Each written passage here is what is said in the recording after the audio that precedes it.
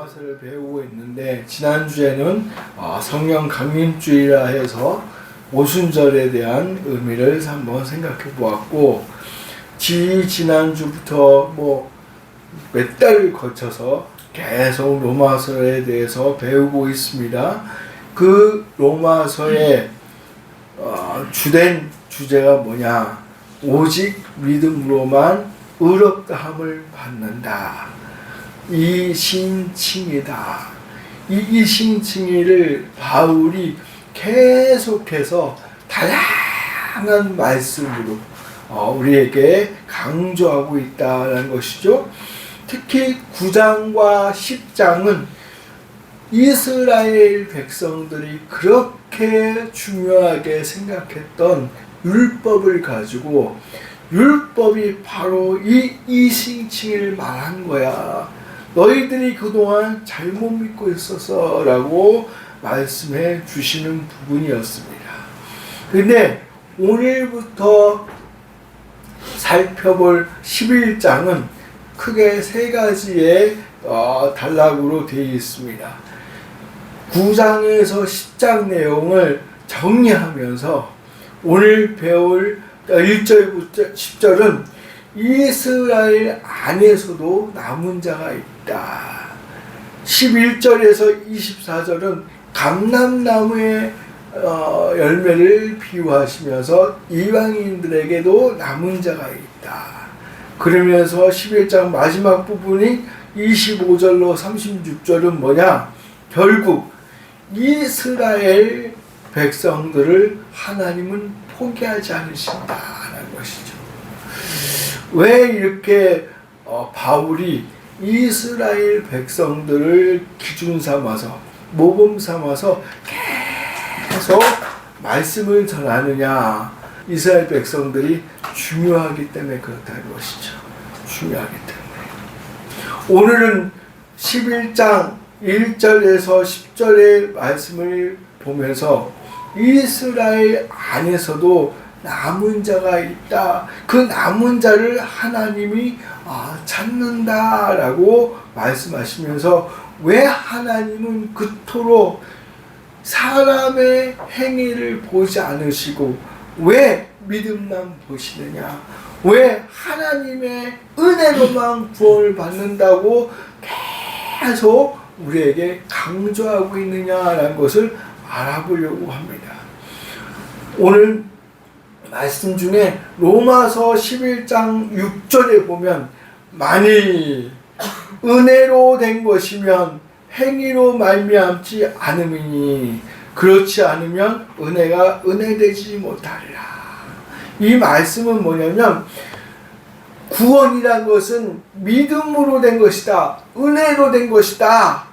그러니까 행위로 말미암지 않은 것이다 라는 것이죠. 그런데 여기 보면 그렇지 않으면, 그러니까 행위가 따르면 라는 것이죠. 전제가 행위가 따르면 하나님의 은혜가 은혜되지 못한다라는 것이. 그러니까 하나님이 오직 의인은 믿음으로만 구원을 얻는다, 하나님의 은혜로만 구원받는다라고 계속 강조한 것은 뭐냐? 사람의 조그만 힘이라도 행위라도 결부가 된다면 하나님의 은혜가 되지 않는다라는 말씀이에요. 이 사실을 믿으시기 바랍니다. 많은 사람들은 하나님의 은혜는 맞는데요, 우리도 조금은 기여하지 않습니까? 이렇게 많이들 말하고 싶은 거죠. 사람의 능력과 사람의 어떤 영향력을 자꾸 드러내고 싶다는 것이죠. 하나님은 구원에 있어서는 철두철미하게 그 행위를 차단한 이유가 바로 하나님의 은혜가 드러나지 않기 때문에 그렇다는 것이에요. 그러니까 하나님께서는 은혜가 은혜되도록 오직 하나님의 방법인 오직 믿음으로만 구원받도록 하셨다는 말씀이에요. 사람의 행위가 들어가면 하나님의 은혜가 은혜되지 않기 때문에. 생각해 보세요. 지금도 저를 포함해서 여기 있는 우리 한빛교회 온 성도들, 더 나아가 세상 모든 사람들에게 행위를 조금이라도 인정해 준다면 하나님 앞에 나아가고 내가 똑똑해서, 내가 잘나서, 내가 이런 행동을 했기 때문에 구원시켜 주신 거죠 하고 자랑할 거예요. 그렇죠? 그럴 것 같아요. 근데 하나님은 그게 아니란 거죠. 그걸 차단해 버리신 거예요. 너희의 그 어떠한 행위도 구원에는 아무런 영향도 없다라는 것을 말씀하고 있다는 것이. 사람들은 행위를 강조하고 싶어 합니다. 그러나 하나님은 그걸 차단해 주셨다. 그 은혜, 하나님이 구원해 주신 그 은혜를 생각해야 된다는 것이, 하나님의 단호하심을 믿으시기 바랍니다. 그래서 오늘 말씀 제목을 은혜가 은혜 되도록이라고 정했습니다. 하나님께서 구원이라는 은혜를 사람들에게 주시는 데 있어서 하나님께서 하나님의 은혜가 되도록 어떤 일들을 하고 계시냐, 그걸 알아보면서 우리는 어떤 삶을 살아야 하는가, 그것을 살펴보기로 하겠습니다. 첫 번째는 은혜가 은혜 되도록 하나님은 남은 자를 남겨두셨다라는 것이에요. 로마서 11장 5절에 그런즉 이와 같이 이제도 은혜로 택하심을 따라 남은 자가 있느니라 라고 말씀하고 있어요. 지난 시간에 어떤 말씀을 전해드렸냐면 기억하실지 모르겠지만 이스라엘의 죄 때문에 하나님의 복음이 이방인에게 넘어갔다라는 말씀을 전했어요. 기억나십니까? 나신 분들은 웃으면서 이러는데 모르신 분은 갑자기 눈이 뿅그레지는데 제가 분명하게 말씀을 드렸습니다. 그런 말씀을 드리면 쉽게 그러면 이제 이스라엘 백성들은 구원을 못 받는 거야? 이방인들만 구원 받는 거야? 이렇게 생각하는 사람이 있어요. 그게 아니라는 것이죠. 이처럼 단순한 논리의 문제가 아닙니다. 오해하시면 안 돼요. 그래서 바울이 로마서 11장 1절 2절에 그러므로 내가 말하노니 하나님이 자기 백성을 버리셨느냐? 그럴 수 없느니라. 나도 이스라엘인이요 아브라함의 씨에서 난 자요 베냐민 지파라. 하나님이 그 미리 하신 자기 백성을 버리지 아니하셨으니. 그러니까 이스라엘 죄로 말미암아 복음이 이방인들에게 넘어갔지만 그 이스라엘 백성들을 버리셨느냐? 아니라는 것이에요. 아니라는 거예요. 바울은 자기 자신도 이스라엘 사람이야, 내가 베냐민 지파야, 아브라함의 씨에서 난 혈통의 백성이야 라고 강조하시면서 이스라엘 백성들도, 나와 똑같은 이스라엘 백성도 구원의 대상자라는 것을 밝히고 있어요. 그래서 또 로마서 11장 2절 하반절부터 4절 보면 저가 이스라엘을 하나님께 송사하되 주여 저희가 주의 선지자들을 죽였으며 주의 제단들을 헐어버렸고 나만 남았는데 내 목숨도 찾나이다 하니 저에게 하신 대답이 무엇이뇨? 내가 나를 위하여 바알에게 무릎을 꿇지 아니한 사람 7천을 남겨두었다 하셨으니, 이 말을 굳이 하는 거예요. 이게 뭐냐면 엘리야를 끌어들이면서 너희가 잘 아는 엘리야 선지자도 이렇게 말했다라는 것이죠. 이렇게. 이것은 열왕기상 18장에서 19장의 배경입니다. 이거를 알아야 갑자기 뚱딴지 같은 소리를 왜 바울이 했느냐라는 것이죠. 그때 엘리야 시대, 솔로몬의 죄 때문에 남유다와 북이스라엘로 나눠졌다고 했지 않습니까?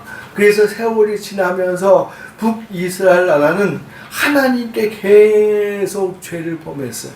그런데 그 악한 왕 중에 제일 유명한, 그 북이스라엘 중에 제일 유명한 왕이 아합 왕이었습니다. 그 왕비가 이세벨이었어요.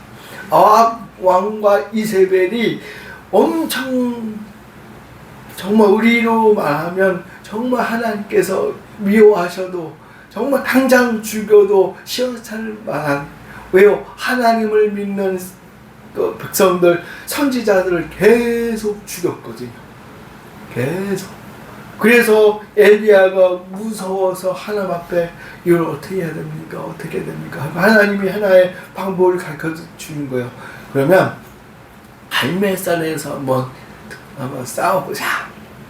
바알 선지자 450명, 아세라 선지자 400명, 그러면 도합 850명이잖아요.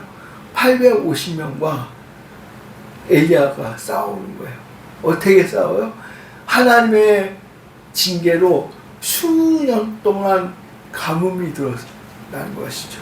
가뭄이 들었음에도 불구하고 하나님은 갈멜산 맨 꼭대기에서 제단 싸움을 하자는 거예요. 제단을 쌓아놓고 정말 어떤 식량 가리자는 거예요. 모든 백성들 앞에서.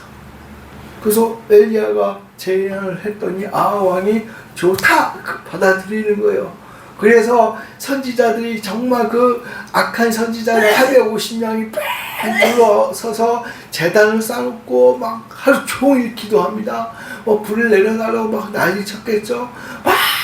몇 시간 지나가니까 그 성경책이 이렇게 표현이 돼요. 엘리야가요 놀려요. 야, 니네 신이 어디 나갔나 보다야. 아니면 자고 있나 보다야. 좀 더 열심히 해봐. 이런 표현이 있어요. 그랬더니 칼과 창으로 자기네 목을 막 찢기면서 불을 내려달라고 막 하는 거예요. 850명이. 그러면 뭐 들썩들썩 했겠죠. 그 산이. 근데 불이 안 내려옵니다. 불이 안 내려와요. 그러니까 자, 그걸 계속 보고 있던 엘리야가요. 야, 이제 그만해라. 그러면서 그를 헐어버리고 자기가 직접 또 단을 쌉니다. 고량도 파고. 그러면서 백성들에게 물을 가져와라. 참 이게 대단한 게 수년 동안 가뭄이 들어있기 때문에 물을 구할 데도 없어요. 근데 구해오래요. 근데 백성들이 어디서 구해오는지 구해와요. 큰 통으로 3통을. 근데 그거를요 3번이나 고랑까지 물이 가득할 정도. 그 이야기는 뭐냐면 웬만한 불로는 태울 수가 없다는 거죠. 여러분들 야영장이나 캠핑장 같은 데 가고 젖어있는 나무에다 불을 한번 붙이려면 안 붙잖아요. 말라야 되잖아요. 별짓을 막 해도 잘 안 붙어요. 근데 물을 부었다는 것은요 그만큼 엘리야가요 간절했다는 것이죠. 하나님을 믿었다는 것이죠. 그래서 그렇게 가득 물을 채워놓고 하나님께 기도합니다. 딱 한 번. 하나님의 살아계심을 보여주옵소서. 내가 하나님의 사명자라는 것, 선지자라는 것을 보여주옵소서. 내가 이런 일을 하는 것을 만방이 알게 해주옵소서. 기도하면 딱 하니까요 불이 떨어져서 그 물까지 다 태워버렸다는 것이죠. 어마어마한 사건이지 않습니까? 우리 교인들은 다 아니까 놀라지도 않습니다. 이건 어마어마한 사건이잖아요. 사건이에요? 사건 아니에요. 예, 열왕기상 그 18장, 19장에 보면 자세하게 나와 있어요. 그리고 엘리야가요 850명을 그 자리에서 다 죽이라고 그래요. 다 죽여버려요, 백성들이. 그러면 소위 말해서 영웅이 된 거 아닙니까? 엘리야가. 야, 하나님이 날 도와주셨어. 오케이. 그리고 이제 백성들을 이제 회개시키고 이제 앞으로 나가면 되는데 그 소리를 들은 이세벨이요 또 이 엘리야를 죽이려고 달라드리는 것이죠.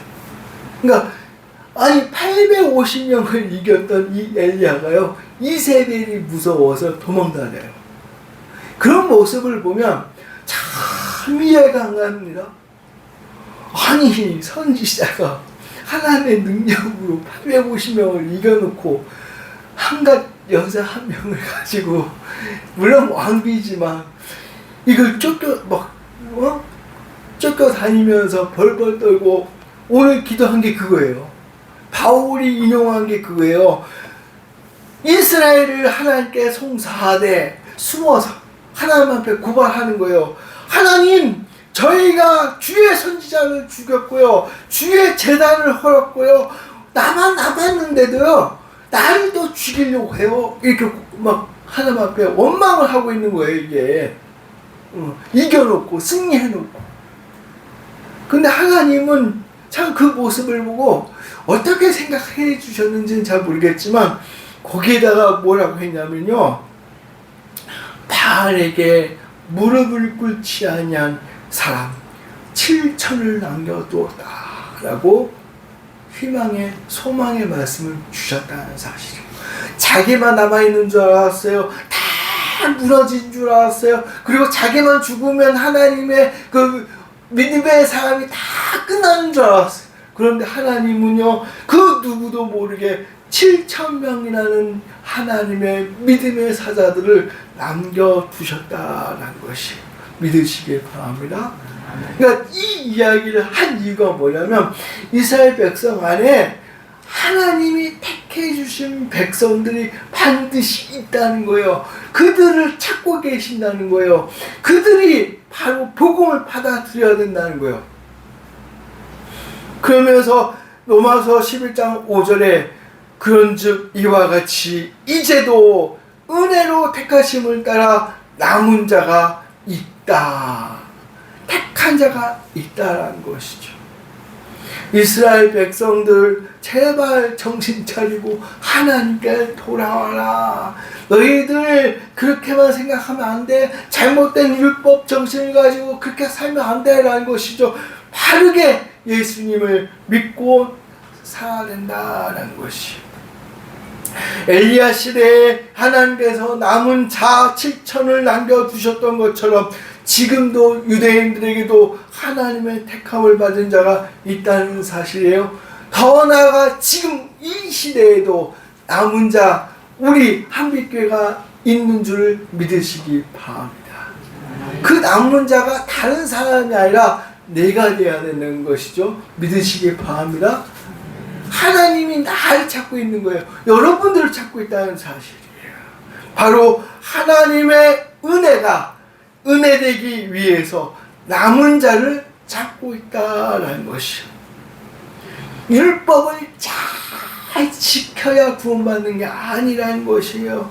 이 시대에 적용하게 된다면 우리 이 교회, 한빛교회 뿐만 아니라 모든 교회들이 전통이나 어떤 질서나 어떤 봉사나 어떤 열심히 하는 그걸 통해서 구원을 시켜주신 것이 아니라 우리가 하나님을 믿고 택함을 받은 자로서 하나님의 은혜로 구원받은 줄을 믿으시기 바랍니다.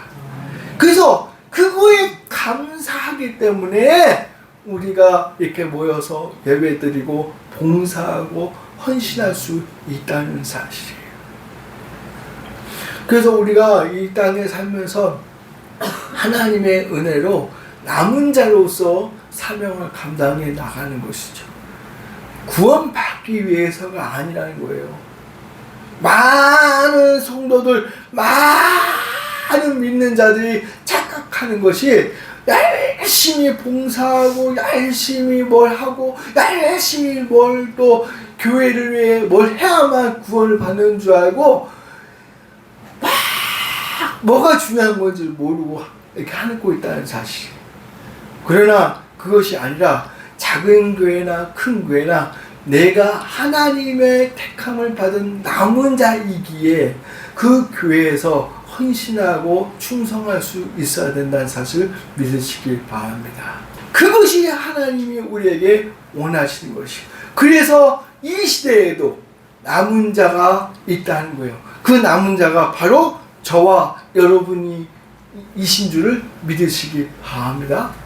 그래서 감사함으로 이 교회를 섬기고 나가야 된다는 것이죠. 두 번째는요, 하나님께서 하나님의 은혜가 은혜대로 어떻게 하시냐? 완악하게 남겨두신다는 거예요. 완악하게.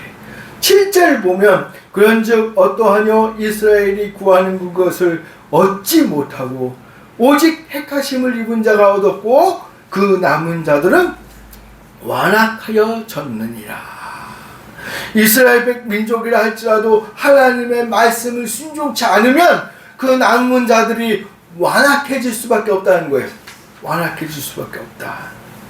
이 완악해진다는 말은 에포로데상, 이거는 완악해진다는 말도 있지만 우둔하게 된다. 그래서 다른 번역에는 우둔한다라고 표현이 되는데 완악해지고 우둔해진다. 그건 뭐냐면 이 심령이 돌처럼 꽉 뭐라 그러죠? 굳어버린다는 소리죠. 그래서 그 어떠한 말도 받아들이지 못하고 튕겨버린다는 거예요. 그거 스스로가 완악해지고 우둔해진다는 사실. 그러니까 이스라엘 백성들은 잘못된 율법관 때문에 완악해졌다는 것이죠. 정말로 우둔해져 버렸다는 거예요. 그 어떠한 말씀을 전달해도 우둔해져 버렸다는 거예요. 근데 하나님은요, 그 모습을 보고요, 그 남은 자들은 완악해지게 내버렸다. 우둔하게 내버렸다는 것이죠.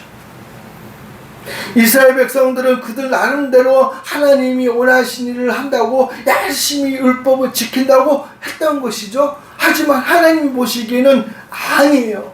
아니라는 거예요. 그래서 오늘 말씀 보니까 구하는 그것을 얻지 못했다.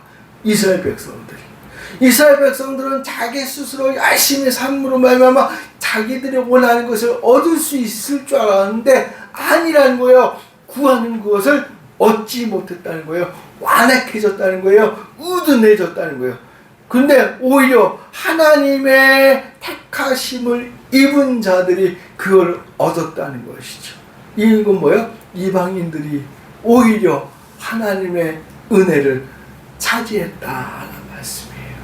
받아야 될 사람들은 받지 못하고 생각도 못한 이방인들이 하나님의 은혜를 받게 되었다는 것이.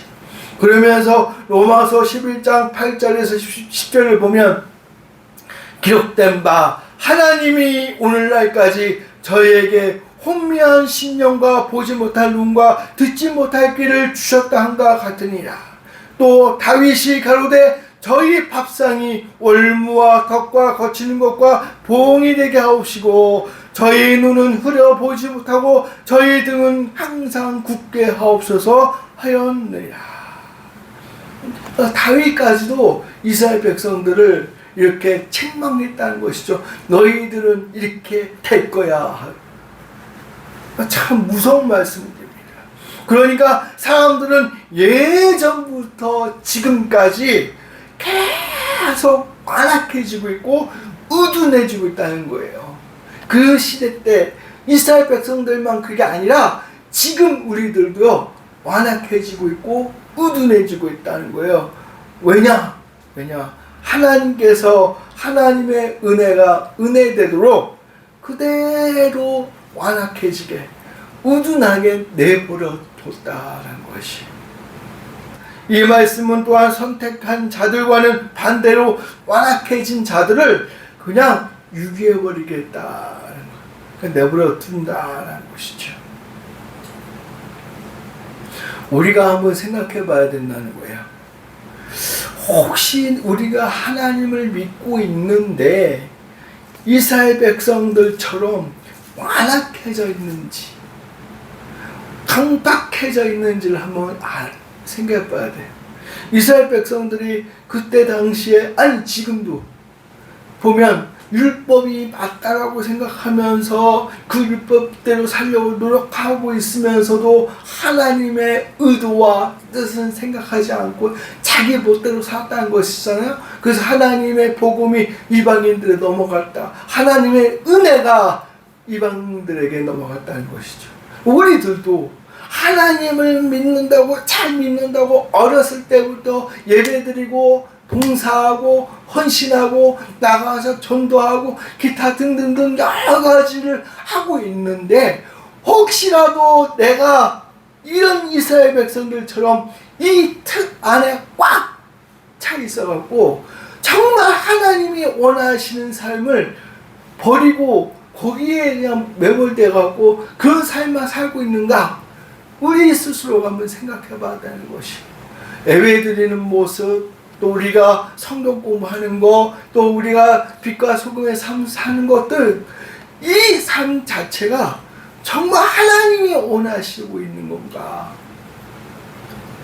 우리가 잘 생각해야 돼요. 감사해야 돼요. 우리에게 주어진 은혜에 감사하면서 어떻게 하면 하나님이 원하고 있는 삶을 살 수 있을까 잘 생각해야 된다는 것이죠. 특히 우리 한빛교회가 어떤 삶을 살아가야 되는가.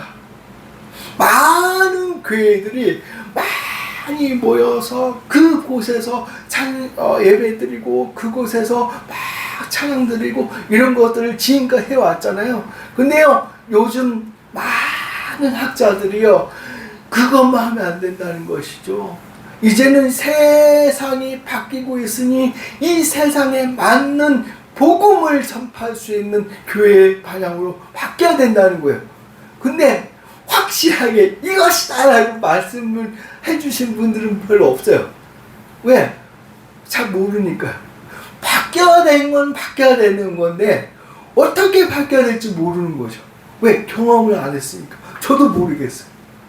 왜? 배운 것은, 신약 성경을 통해서 배운 것은 열심히 모여서 기도하고 찬양하고 하나님 앞에 영광 돌리고 나가면은 빛과 소금의 삶을 살다가, 이게 기본이어서 그렇게 하려고 노력해 왔는데, 새로운 세상은 어떤 교회의 모습이 되어야 되는지 우리가 경험을 안 했으니까 잘 모르잖아요. 그래서 다 감사하고 더 겸손한 모습으로 우리 한빛교회를 바꾸어 나가야 된다는 것이죠.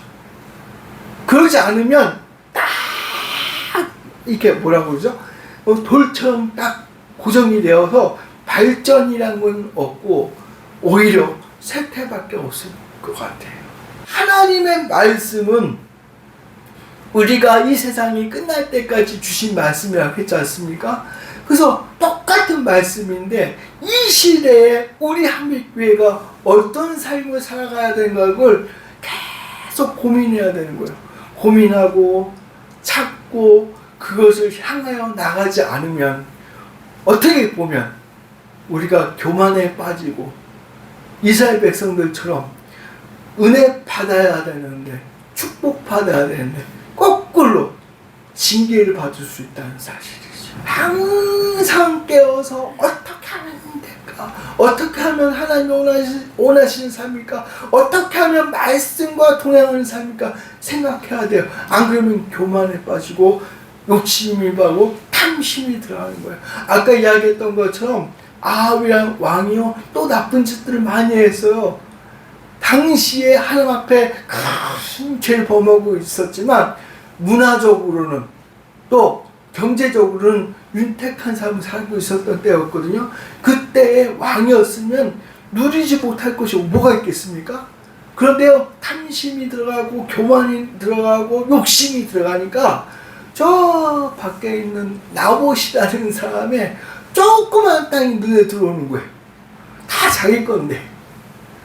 그걸 좋게 가서 나봇에게 야, 팔아라. 내가 웃돈 줄게. 그 행위는 참 좋은 건데 이스라엘 백성들은 땅을 함부로 팔면 안 돼요. 왜요? 하나님이 주신 기업이 있기 때문에. 원래 그래요. 그래서 안 됩니다. 이거는 조상 때부터 내려온 땅입니다. 제가 어떻게 할 수가 없습니다. 아합이요, 그것 때문에 다 갖고 있는데 그거 하나 못 갖고 있다고 끙끙끙 알고 있는 걸 보고 이세벨이요, 나봇을 죽여버리잖아요. 그리고 뺏어버리잖아요. 그러니까 이게 죄라는 게 무서운 거예요. 무서운 거예요. 내게 주어진 은혜, 하나님께서 주신 축복, 우리가 이렇게 모여서 예배 드릴 수 있는 이 환경에 감사하면서 겸손한 마음으로 우리 교회가 이 시대에 어떻게 해 나아가야 하나님께서 원하시는 방향으로 성장할 수 있을까 계속 기도하며 말씀 묵상하고 나아가야 될 줄 믿습니다. 이것이 남은 자의 태도이며 하나님께서 우리에게 은혜가 은혜되도록 해주신 그 축복이라는 것을 믿으시기 바랍니다. 우리 한빛교회가 이 시대에 우리 한국을, 아니 더 나아가 세계를 복음으로 억아할 수 있는 실력 있는 우리 성도들이 다 될 수 있기를 주님의 이름으로 축원드립니다. 기도하시겠습니다.